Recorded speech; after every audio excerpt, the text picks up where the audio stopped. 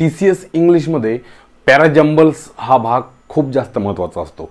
कारण पॅराजंबल्स झालं किंवा क्लोज टेक्स्ट झालं किंवा पॅराग्राफ झालं तर हे सर्व कॉम्प्रेन्शनचे चॅप्टर्स असतात. हे काही प्रमाणावर ग्रामरवर डिपेंड आहे, आधारित असतात, परंतु जास्तीत जास्त आपल्या वाचनावर डिपेंड असतात. आपलं वाचन किती दांडगं आहे ते बघायचं असते. यात दोन गोष्टी आहे बघा, दोन प्रकार तुम्हाला प्रश्न येणार.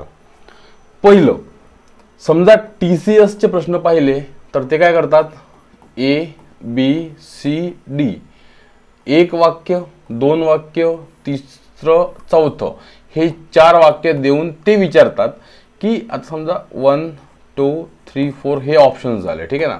मग आता हे वाक्य शफल केलेले त्यांनी, हा पहिला प्रकार. हे वाक्य शफल केलेले आहे, हे लहान लहान वाक्य आहे. आपल्याला पाहिजे आहे की बाबा C पहिलं वाक्य आहे, A दुसरं वाक्य, B तिसरं आणि D चौथं, की असं तुम्हाला ते बघायचं आहे, ठीक आहे ना. सरळ सरळ हे वाक्य शफल केलेले आहेत, याला सिक्वेन्स वाईज लावायचं आहे, त्याला एक सोय लावायचा आहे. त्याचा एक छोटंसं म्हणजे लहान लहान शब्द असतील, 2-3 शब्द असतील तर त्याचं एक वाक्य बनवायचं आहे, किंवा लहान लहान वाक्य असतील तर त्याचा एक पॅराग्राफ बनवायचा आहे, ठीक आहे. म्हणजे हे एका मार्काला येतं. म्हणजे एक प्रश्न असतो हा, याचे मार्क 2 असतात. जर समजा 100 प्रश्न 200 मार्काला असतील तर, ठीक आहे. म्हणजे हा एक प्रश्न असतो असा एका मार्काचा किंवा 2 मार्काचा, पण प्रश्न एकच. दुसरी गोष्ट याच्यामध्येच कशी असते, एक तर इथे हे जे आहे 4 ऑप्शन्स, इथे 1-1-2-2 शब्द असतात, त्याचं एक वाक्य, किंवा मग हे मोठे मोठे वाक्य असेल ना त्याचा एक पॅराग्राफ. हा म्हणजे याचे 2 भाग झाले. IBPS मध्ये पकडला आपण, IBPS मध्ये तर ते काय करतात, ABCD आणि E किंवा F, ABCDEF असे 5 किंवा 6 मोठे मोठे वाक्य देतात. ओके. आणि या ठिकाणी ते शफल केलेले वाक्य असतात. परंतु हा जो प्रश्न आहे हा 5 मार्कांना असतो. हा प्रश्न एकाच मार्काला असतो, हा प्रश्न 5 मार्कांना असतो, ठीक आहे ना. म्हणजे याच्यात एकच प्रश्न असतो, याच्यात 5 प्रश्न असतात. मग एका मार्काला 1 असेल तर 1 मार्क, एका प्रश्नाला 2 मार्क असेल तर 2 मार्क. इथे 5 प्रश्न आहे, 5 दुने 10 मार्क्स, किंवा मग 5 प्रश्न किंवा 5 मार्क्स, ठीक आहे ना. परंतु समजून घ्या, एक ऑल ओव्हर समजून घ्या, हा एकच प्रश्न आहे, इथे 5 प्रश्न असतात. 5 प्रश्न कोणते असतात तर ते तुम्हाला काय विचारतात की दिलेले ह्या सगळे जे वाक्य आहे या वाक्यातलं थर्ड सेंटेन्स कोणतं. घ्या आता, यासाठी तुमचा अभ्यास खूप डीप असला पाहिजे, सराव खूप जास्त असला पाहिजे, तुम्हाला त्याच्यामध्ये आवड निर्माण झाली पाहिजे, तेव्हाच तुम्हाला असे प्रश्न IBPS मध्ये सोडवता येतात, अदरवाईज नाही. आणि हाच सगळा रूल मराठीला अप्लाय होतो, ॲज इट इज जसा आहे तसा, ठीक आहे. ते तुम्हाला विचारतात पहिला प्रश्न तिसरं वाक्य कोणतं, दुसरा प्रश्न असतो पहिलं वाक्य कोणतं, तिसरा प्रश्न असतो शेवटचं म्हणजे लास्ट वाक्य कोणतं, चौथा प्रश्न असतो दुसरं कोणतं, पाचवा प्रश्न असतो पहिलं वाक्य तिसरं वाक्य कोणतं, ठीक आहे. असे ते तुम्हाला प्रश्न विचारतील. समजलं, झालं क्लिअर. पॅराजंबल्स TCS मध्ये लहान लहान असतात, एक किंवा एक शब्दाचे सुद्धा असतात, किंवा असे IBPS मध्ये मोठे मोठे असतात. एक पूर्ण सीन त्यामध्ये दिलेला असतो किंवा एखादी स्टोरी सांगितलेली असते. दुसरी गोष्ट IBPS मध्ये सुद्धा कधी कधी मराठी किंवा इंग्लिशमध्ये 1 लायनर असे 5 किंवा 1-2 शब्दांचे वाक्य असतात. ते वाक्य एकच असते मोठं, त्याचे भाग केले जाते आणि ते शफल करून तुम्हाला प्रश्नामध्ये येतात. तर अशा वेळेस तो फक्त एका प्रश्नाला येतो, एका मार्काला येतो. हे इथे 5 मार्क असतात, ठीक आहे. चलो, आता प्रश्न कसा असेल, डायरेक्शन दिलं असेल की sentence of a paragraph are given below in jumble order. म्हणजे हे जे वाक्य दिलेले आहे, सेंटेन्स जे आहे हे जम्बल ऑर्डरमध्ये आहे, असं शफल केलेले आहे. Arrange the sentences in the correct order from the meaningful and coherent paragraph. एकतर मिनिंगफुल वाक्य बनवा किंवा मोठं असेल वाक्य तर पॅराग्राफ बनवा, मिनिंगफुल बनवा फक्त, एवढंच त्यांचं म्हणणं आहे. मग बघा प्रश्न कसे असतात. आता हे लेक्चर नंबर 1 आहे, ठीक आहे. आणि हा MPSCला भाग नसतो, MPSCला भाग नाही आहे, हा बँकिंगला असतो IBPS मध्ये, ठीक आहे ना. आणि SSCला असतो TCS मध्ये, कारण TCS आणि IBPS या ठिकाणी असतो. पण दोघांची लेंथ कोणती कोणती आहे तुम्हाला मी सांगितले. आता इथे कसं असते ना, इथे एक वाक्य काय सांगून राहिलो होतो, 1 2 3, ओके ठीक आहे. या ठिकाणी एक प्रश्न आहे, आता इथलं वाक्य सोडवणं हे खूप सोपं आहे, काही कठीण नाही. फक्त एवढंच की तुम्हाला तो सेन्स तुमचा बिल्ड झाला पाहिजे की वाक्याची सुरुवात कुठून होईल. टू द स्टोर याने वाक्याची सुरुवात होणारच नाही. म्हणून एक, जिथे एकने वाक्याची सुरुवात झाली ते कापून टाका, म्हणजे इथे झाली, म्हणजे हा ऑप्शन कट झाला. एव्हरी सॅटरडे ने वाक्याची सुरुवात होऊ शकते, म्हणून तसंच ठेवा त्याला. शी गोज याने वाक्याची सुरुवात होऊ शकते, तसंच ठेवा. पण विथ हर फ्रेंड्स म्हणजे चारने वाक्याची सुरुवात होणार नाही. म्हणजेच तुम्हाला काय करायचं आहे, 1 2 3 आणि 4 इथे कोणते कोणते सिक्वेन्स बसेल हे बघायचे. ठीक आहे. आता हे लेक्चर नंबर 1 आहे पॅराजम्मल्सचं. इथे आपण लहान लहान सेंटेन्स घेतले, म्हणजे एकच वाक्य त्याचे आपण 4 भाग करून शफल केले. परंतु लेक्चर नंबर 2 मध्ये आपण मोठे मोठे वाक्य घेऊ, मोठे मोठे म्हटल्यापेक्षा याच्यापेक्षा मोठे वाक्य घेऊ, त्याला शफल करू. लेक्चर नंबर 3 मध्ये आपण याच्याही पेक्षा असे मोठे वाक्य घेऊ. ठीक आहे ना, म्हणजे आपली ही लेवल वर जाईल. फक्त सुरुवातीला तुम्हाला या पद्धतीला फेस करावं लागेल. आणि असे प्रश्न जास्त येतात TCS म्हटलं तर. IBPS मध्ये मोठे मोठे वाक्य येतात. ठीक आहे ना, असं म्हणजे हे जी लेवल आहे ही IBPS ची लेवल आहे, ही TCS ची लेवल आहे. ठीक आहे ना. MPSCला असे प्रश्न येत नसतात. आला तर एखादा आला तर आला, अदरवाईज नाही. आता इथे पण होणार नाही सुरुवात वाक्याची, म्हणजे एक आणि 4 कट केला आपण, म्हणजे 3 ने वाक्याची सुरुवात 100% होते. बरोबर आहे. म्हणजे आपण जे हे एव्हरी सॅटरडे ठेवलं हे पण कट झालं, कारण इथे 3च ऑप्शन उरला आहे. मग म्हणजे तिसरं वाक्य पहिलं होऊ शकते. म्हणजे हे जे वाक्य आहे 3 नंबरला आपण 1 नंबर नाव देऊ शकतो. शी गोज, कुठे she goes every Saturday, she goes with her friend काही लागू शकते. पण फरक बघा बरं, she goes with her friends every Saturday to the store, का she goes every Saturday to the store with her friend. तुम्ही म्हणाल सर सगळंच तर बरोबर वाटून राहिलं, काही लिहा. असं नसते. हे वाटते आपल्याला सगळंच बरोबर किंवा सगळंच तर बरोबर आहे. शी गोज म्हणजे 3 नंबरला आपण, म्हणजे हे जे आहे 1 2 3 1 2 3 4 1 2 3 आणि 4. ठीक आहे ना. म्हणजे पहिल्या नंबरचं वाक्य हे तिसरं आहे, ठरवलं आपण शी गोज. मग काही पण लागेल ना, पण जास्त काय लागेल बघा. शी गोज एव्हरी सॅटरडे हे पण लागेल, शी गोज विथ हर फ्रेंड्स हेही लागेल, पण शी गोज टू द स्टोर म्हणजे दुकान हे जास्त लागेल. शी गोज टू द स्टोर म्हणजे इथे 1 नंबर येणार, 3 नंतर 1. शी गोज टू द स्टोर 3 नंतर 1 जो आहे ना ते उत्तर करेक्ट. म्हणजे इथे थोडं आपल्याला टॅक वापरायची आहे. एकदम प्रश्न पाहून घाबरून जायचं नाही, बापरे प्रश्न खूप मोठा आहे कसं समजेल आपल्याला, असं करायचं नाही. त्यातले इलिमिनेट करण्याचा प्रयत्न करा, मग तुम्हाला बरोबर मार्ग मिळते. समजा ना. डॉक्टर APJ अब्दुल कलाम काय सांगतात की जहाँ तक रास्ता दिखाई देता है वहाँ तक जाओ, आगे का रास्ता वहाँ से दिखने लगेगा. ठीक आहे ना.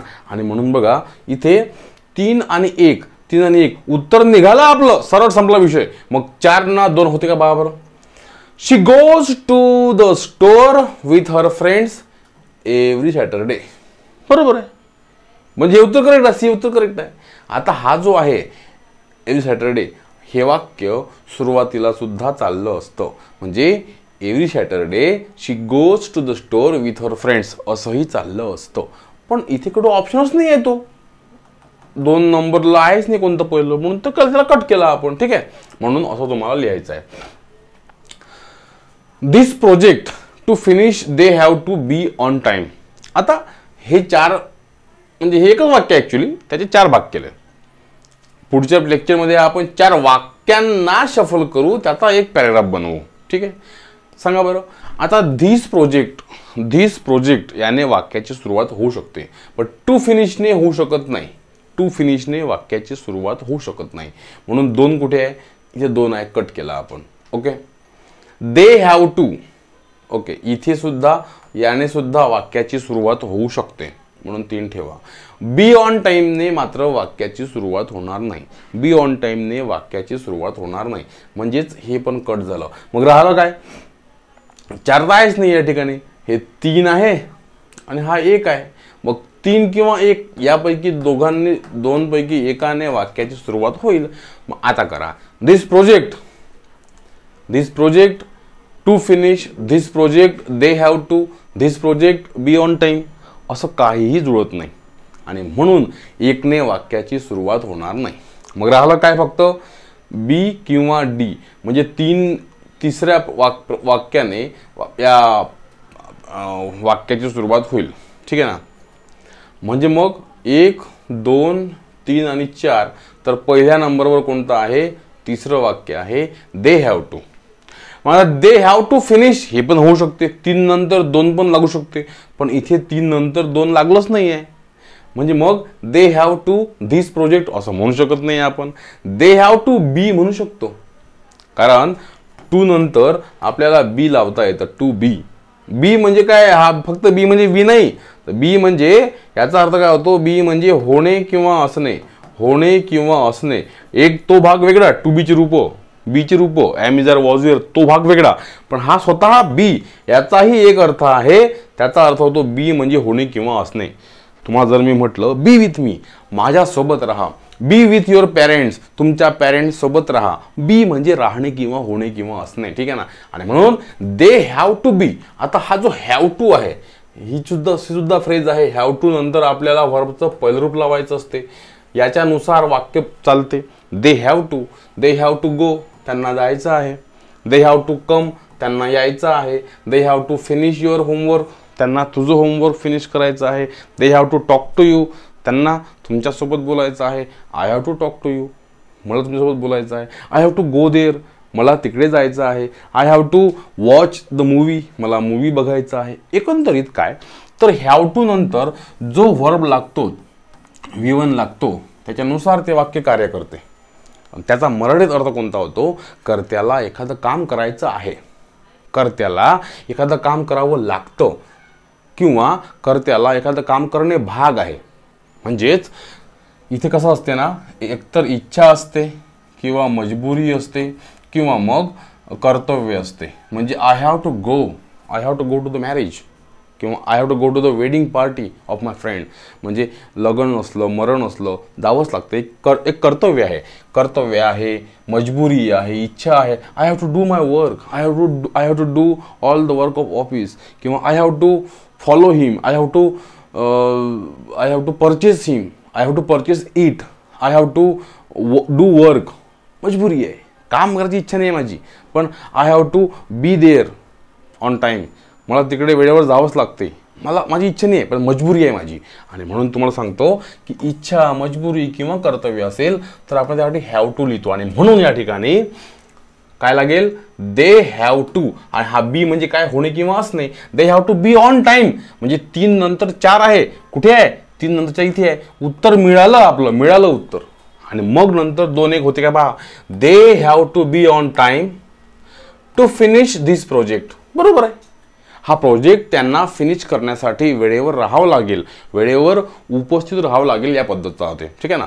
म्हणजे या ठिकाणी कोणतं उत्तर बरोबर आहे, तर डी उत्तर करेक्ट आहे, समजून घ्या. असेच असतात पॅराजम्मल्स, असेच असतात. ठीक आहे ना. आता क्वेश्चन नंबर 3 आहे.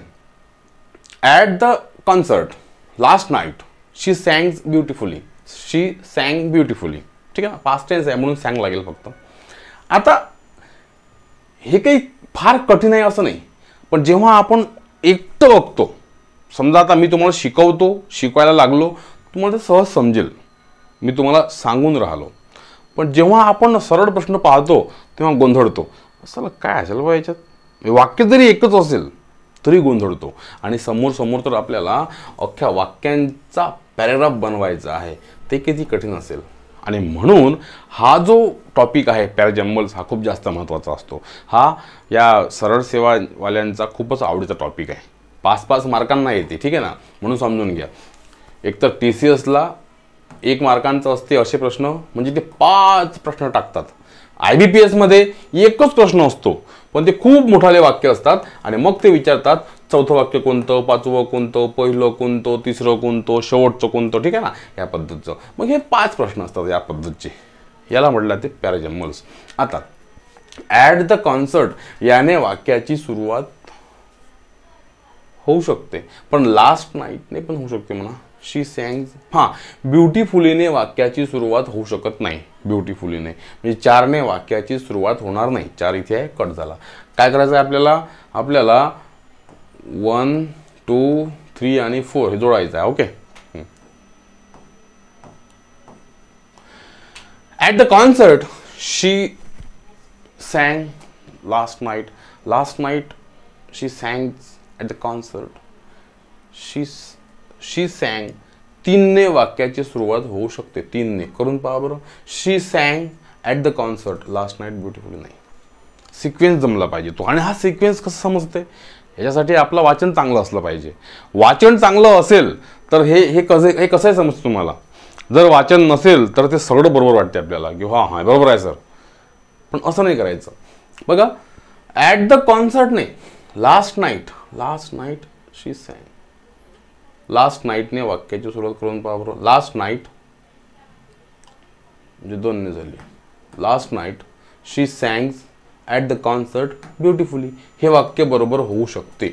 एकचं वाक्य बघा, लास्ट नाईटने वाक्याची सुरुवात होऊ शकते किंवा लास्ट नाईटने वाक्याचा एंड होऊ शकते, पण लास्ट नाईट मधात नाही राहू शकत.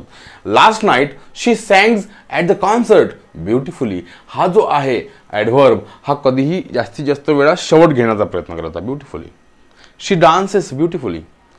ठीक आहे ना. शी हँडल्स विथ केअरफुली असं म्हणतो ना आपण. म्हणून ब्युटिफुली शेवट येईल, शेवट 4 येईल, हे करेक्ट आहे. Okay. Last night she sang at the concert beautifully हे वाक्य बरोबर होऊ शकते. यासाठी सराव असला पाहिजे आपल्याला, अशा वाक्यांचा सराव असला पाहिजे. ठीक आहे ना. आणि या पद्धतीचं तुम्हाला समजलंच पाहिजे ते, त्याशिवाय जमणार नाही. ठीक आहे. डिसाइडेड टू सुद्धा आपल्याला 1, 2, 3, 4 करायचा. ओके. सांगा आता. डिसाइडेड टू ने वाक्याची सुरुवात होणार नाही, कट झाला. फॉर द हाईक याने सुद्धा वाक्याची सुरुवात होणार नाही. टू तर आहेच नाही म्हणा. दे ने वाक्याची सुरुवात होऊ शकते. इन द माउंटेन मध्ये वाक्याची सुरुवात होणार नाही. ओके. मग काय राहिलं? देच राहिलं फक्त. म्हणजे दे 3ने वाक्याची सुरुवात झाली म्हणून समजा. म्हणजे इथे एक तर डी उत्तर राहील किंवा ए उत्तर राहील. ठीक आहे ना. म्हणजे हे कट केलं आपण. म्हणजे इथे 3रं वाक्य पहिलं राहू शकते. मग 3 नंतर 1 घ्यायचा की 4 घ्यायचा हे जर समजलं तर उत्तर मिळालं म्हणून समजा. They decided to go. They in the mountain. आता 1 नंतर 4 इथे 3 नंतर 4 दिला बघा. दे इन द माउंटेन्स याचा काही अर्थ लागत नाही, पण दे डिसाइडेड टू गो हे होऊ शकते. सब्जेक्ट आहे हा V2 आहे. ओके. यस, VO सब्जेक्ट वर्बचं ॲग्रीमेंट इथे येऊ शकते. आणि म्हणून दे डिसाइडेड टू गो 3 नंतर 1 पाहिजे. कुठे आहे जोडी? 3 नंतरची जोडी ही आहे. उत्तर निघालं म्हणून समजा. मग 2 आणि 4 बरोबर काय पाहते. They decided to go for a hike म्हणजे वर इन द माउंटेन. म्हणजे त्यांनी माउंटेनच्या वर जाण्याचं ठरवलं. बरोबर आहे. वाक्य बरोबर, करेक्ट. ओके. निघालं उत्तर. काही कठीण जात नाही, फक्त सराव असला पाहिजे. सराव नसेल तर मग हे कठीण जाते, समजतच नाही आपल्याला. ठीक आहे ना.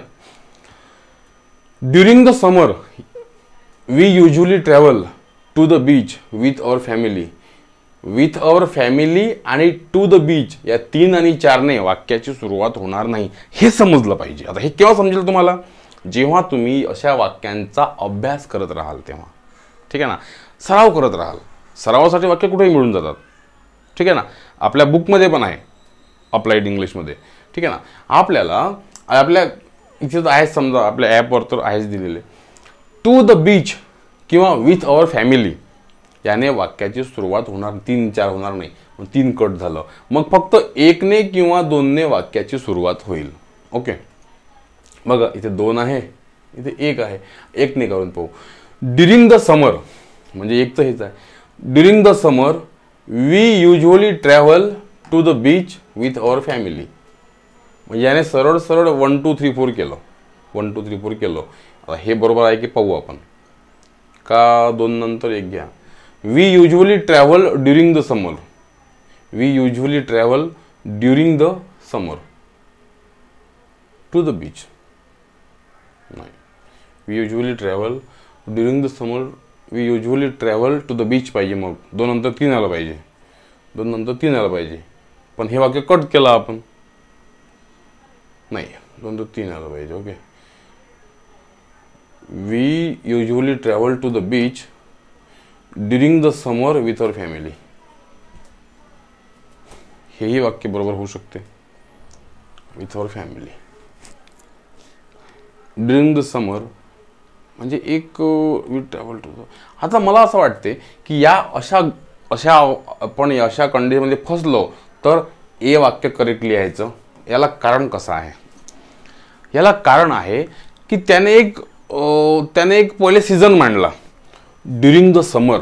म्हणजे जेव्हा त्याने वाक्याची सुरुवात केली किंवा कोणत्याही पॅराग्राफची सुरुवात केली तेव्हा त्याने मोठी कॉन्सेप्ट मांडली. कोणती कॉन्सेप्ट? ड्युरिंग द समर. काय करतो आम्ही? We usually travel to the beach with our family. म्हणजेच काय, ह्या जर ड्युरिंग द समर आहे हे वाक्य, ही जी फ्रेज आहे ही खाली कुठेही चालली नसती. हे तुम्ही वाचनामध्ये तुम्हाला समजून येईल जर तुमचं वाचन चांगलं राहील. आणि म्हणून मी सांगत आलो वारंवार की वाचन करत राहा. इंग्लिश असो की मराठी, आपले 2 विषय आहे, वाचन करत राहा. कारण इंग्लिश मराठी तुम्हाला 50% येते. 100 मार्कांचा पेपर असतो ना, त्यापैकी तुम्हाला 50 मार्क हे मराठी आणि इंग्लिशवर येतात. कारण हे लँग्वेज घेऊन आपल्याला आयुष्यभर जगायचं आहे. इतर विषय आयुष्यात कामी पडेल की नाही सांगता येत नाही, पण इंग्लिश आणि मराठी मात्र पलघडी आपल्याला कमी पडते. आणि म्हणून पेपर घेणारे तुमच्याकडून इंग्लिश मराठी पक्क करून घेतात. आणि म्हणून बघा, ड्युरिंग द समर त्याने मोठा सजेशन सांगितला, मग त्याने त्यांची सवय सांगितली, we usually travel to the beach. कोणासोबत? With our family. अशा वेळेस हेही बरोबर वाटते, हेही बरोबर वाटते, परंतु या वाक्याला प्रिफरन्स द्यायचं. याचं उत्तर ए आहे. ठीक आहे, चलो. After a long day I decided to relax with a good book and a cup of tea. I decided to relax after a long day. After a long day, I decided to relax with a good book and cup of tea.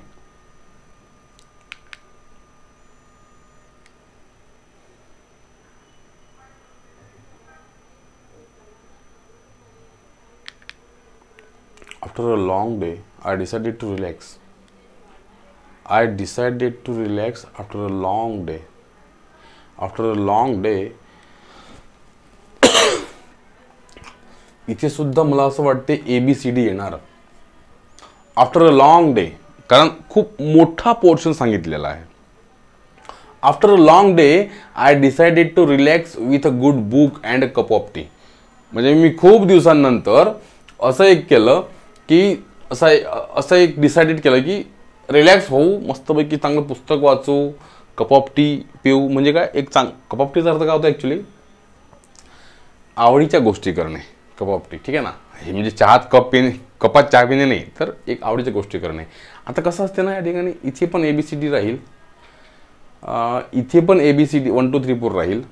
आता प्रश्न 5 पर्यंत आपण काय केलं, इकडे 1 2 3 4 केलं आणि इथे आपण ABCD केलं. 6 पासून आपण इथे ABCD केलं आणि इथे 1 2 3 4 केलं. तात्पर्य याचं असं होतं की तुम्हाला पेपरमध्ये कसाही येऊ शकते. म्हणजे एकतर हेही सुद्धा पॅटर्न येऊ शकते ABCD आणि 1 2 3 4चं, किंवा असंही येऊ शकते 1 2 3 4 आणि ABCDचं. ठीक आहे ना, हे समजून घ्या त्याला. आता इथेही 1 2 3 4, इथेही ABCD असं होऊ शकते. ठीक आहे ना, होईलच ते 100%. During the summer we usually travel. आता we usually travel during the summer, we usually travel to the beach during the summer with our family. मला असं वाटते हे सुद्धा बरोबरच आहे. कदाचित असा जर प्रश्न आला तर तो प्रश्न कॅन्सल होऊ शकतो, कारण मला डाऊट आहे की एकही व्हावं 4ही व्हावं. ठीक आहे. After a long time I decided to relax with a good book and cup of tea. हे सुद्धा इथे ABCD राहील. एन्जॉईंग द वॉर्म आपल्याला 1 2 3 आणि 4 मध्ये लिहायचे आहे. ठीक आहे ना. एन्जॉईंगचं तर वाक्य होणारच नाही, एने वाक्याची सुरुवात होणार नाही, वॉचिंगने पण होणार नाही, अँडने पण होणार नाही, द कॅट होईल, डीने होईल. म्हणजे इथे कट झालं, इथे कट झालं, डी ने होईल. मग डी नंतर ए पाहिजे की बी पाहिजे ते आहे, म्हणजे डी ने वाक्याची सुरुवात होईल. The cat sat on the window sill, म्हणजे खिडकीमध्ये एक कॅट मस्त बसली. आता watching the birds outside, birds पाहण्यात, किंवा एन्जॉईंग द वॉर्म सन. आता डी नंतर बी ए लिहायचं की बी लिहायचं बघू. The cat sat on the window sill, म्हणजे खिडकीमध्ये कॅट बसली, मांजर बसली. Enjoying the warm sun, watching the birds outside and dreaming of chasing them, हे होऊ शकते. म्हणजे डी नंतर एबीसी येऊ शकते, डी नंतर एबीसी येऊ शकते बघा. The cat sat on the window sill, मांजर विंडो सील म्हणजे खिडकीमध्ये बसली आहे. एन्जॉईंग द वॉर्म सन, मस्तपैकी ऊन घेऊन राहिली. वॉचिंग द बर्ड्स आउटसाइड, म्हणजे पहिले ऊन घेऊन राहिली आणि मग चित्र पाहून राहिली, मग त्या पक्ष्यांना पाहून राहिली. फरक बघा. आपण म्हणतो जेव्हा वर्णन करतो, याला वर्णन म्हणतात. मांजर खिडकीजवळ बसलेली आहे, मस्तपैकी ऊन घेऊन राहिली. ऊन मोठी गोष्ट आहे म्हणून ऊन घेऊन राहिली पहिले आणायचं. मग पक्ष्यांना पाहत आहे. अँड ड्रीमिंग, आणि स्वप्न पाहत आहे की ड्रीमिंग ऑफ चेजिंग देम, आणि त्या पक्ष्यांना आपण पकडू बुवा, स्वप्न पाहत आहे. म्हणजे सिक्वेन्स कसा असतो, एकतर सिच्युएशन दाखवा की बुवा विंडोमध्ये खिडकीमध्ये ती कॅट बसलेली आहे, मांजर बसलेली आहे. आणि मग मोठी गोष्ट कोणती आहे, ऊन पडून राहिली. लहान गोष्ट कोणती आहे, ती पक्ष्यांना पाहून राहिली. सिक्वेन्स येतो, सिक्वेन्स. आणि मग ती विचार करून राहिली की आपण त्यांना पकडू, त्या पक्ष्यांना. एकदम सूर्यचं ऊन जे आहे ते आपण मदत नाही करू शकत, त्याला स्टार्टिंगमध्येच लिहावं लागेल. मस्तपैकी उन्हामध्ये खिडकीमध्ये ऊन चालू असताना खिडकीमध्ये मांजर बसली, पक्षी पाहत होती आणि त्यांना पकडण्याचं स्वप्न पाहत होते, या पद्धतीचं. The students gathered in the, बघा इथे बघा 5-5 मोठ्या. आता इथं जे लेवल पहिली होती हे अशी आपण एक वाक्य घेतलं, एकच वाक्याचे 4-5 भाग केले आपण. इथे मात्र तुम्हाला मोठे प्रश्न बघायला मिळतील. असे प्रश्न आपण लेक्चर नंबर 2 मध्ये घेणार आहोत. The students gathered in the auditorium. Okay. Excited for the guest who was known for inspiring talk. They decided they had heard great things about her. Okay. Who was known, म्हणजे जी लोकांना माहीत होती. For her inspiring talk, म्हणजे एक inspiring talk करणारी, एक motivational भाषण देणारी स्त्री होती ती, गेस्ट म्हणून. The student gather in the auditorium. Okay. They had heard a great things about her. त्यांनी म्हणजे कोणत्या पोरांनी, दे हॅड हर्ड म्हणजे ऐकणे, हा V3 आहे हेअरचा. दे हॅड हर्ड, त्यांनी ऐकलं होतं काय, ग्रेट थिंग्स अबाउट हर, तिच्याबद्दलच्या चांगल्या गोष्टी ऐकल्या होत्या. ती इन्स्पायरिंग टॉक देत होती. Excited for the guest speaker, म्हणजे मुलं कसे होते, स्टुडंट कसे होते, एक्सायटेड होते, उत्साही होते. फॉर द गेस्ट स्पीकर म्हणजे जो गेस्ट येणार आहे तो मोटिवेशनल स्पीकर आहे, त्यासाठी मुलं उत्साहित होते. आता वाक्य लिहा. The students gathered in the auditorium. They had heard great things about her. Who was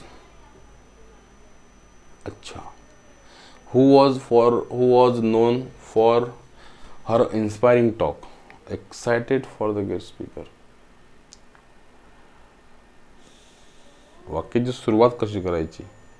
they had heard, दे म्हणजे कोण सांगता येत नाही, डीने होणार नाही वाक्य सुरुवात, होणे पण नाही. Excited. The students gather in the auditorium. एने वाक्याची सुरुवात होईल मित्रांनो, एने वाक्याची सुरुवात होईल, कारण इथे होणार नाही. द स्टुडंट्सने वाक्याची सुरुवात होऊ शकते. म्हणजे 1, 2, 3 आणि 4 इथे 1ला ए लागू शकते. The students gathered in the auditorium, विद्यार्थी ऑडिटोरियम मध्ये आले. मग ए नंतर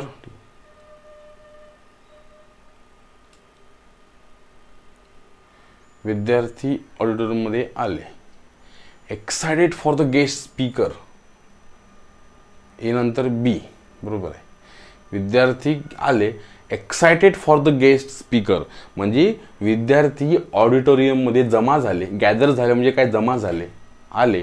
excited for the guest speaker म्हणजे एक नंतर बी लागणार, ए नंतर बी, ठीक आहे ना. ए नंतर बी कुठे आहे, इथे आहे. मग डी बघा बरं. They had heard great things about her म्हणजे मुलं ऑडिटोरियममध्ये जमले, ते खूपच एक्सायटेड होते. दे हॅड हर्ड म्हणजे कोण, मुलांनी ऐकलेलं होतं ग्रेट थिंग्स अबाउट हर, मुलांनी त्या स्पीकरबद्दल, त्या मोटिवेशनल स्पीकरबद्दल अनेक गोष्टी ऐकलेल्या होत्या. बरोबर आहे, डी बरोबर आहे. आणि नंतरचं काय, who was known for her inspiring talk की जी अबाउट हर म्हटलं ना, मग लगेच हे आलं, हु वॉज, या हरसाठी हु घेतलेला आहे, ठीक आहे ना. Who was known for her inspiring talk म्हणजे ती महिला जी आहे ती तिच्या मोटिवेशनल स्पीचसाठी फेमस होती वगैरे वगैरे वगैरे, ठीक आहे ना. या पद्धतीचं तिनं ऐकलं होतं आणि म्हणून इथं डी नंबर 4 नंबरचं वाक्य ऑप्शन करेक्ट आहे. Playing board game 1 2 3 4 playing board games and sipping hot Coca हे याने वाक्याची सुरुवात होणार नाही. वी डिसाइडेड टू स्टे याने होऊ शकते, ॲज ने होणार नाही आणि एन्जॉयने होणार नाही. म्हणजे बीने वाक्याची सुरुवात होईल, बीने, पण बी दिलीच नाही ऑप्शनमध्ये, म्हणून मग कसं करता.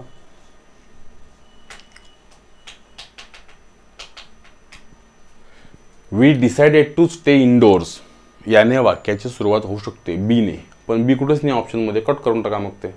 मग काय होऊ शकते शक्यता आपण कापलेल्यापैकी, प्लेइंग बोर्ड होणार नाही, हे होऊ शकते सीने. As the rain poured down जसं पाऊस खाली पडला, पाऊस पडला, पोर म्हणजे ओतणे, पडणे, डाऊन म्हणजे खाली, पाऊस खाली पडला, सीने वाक्याची सुरुवात होईल.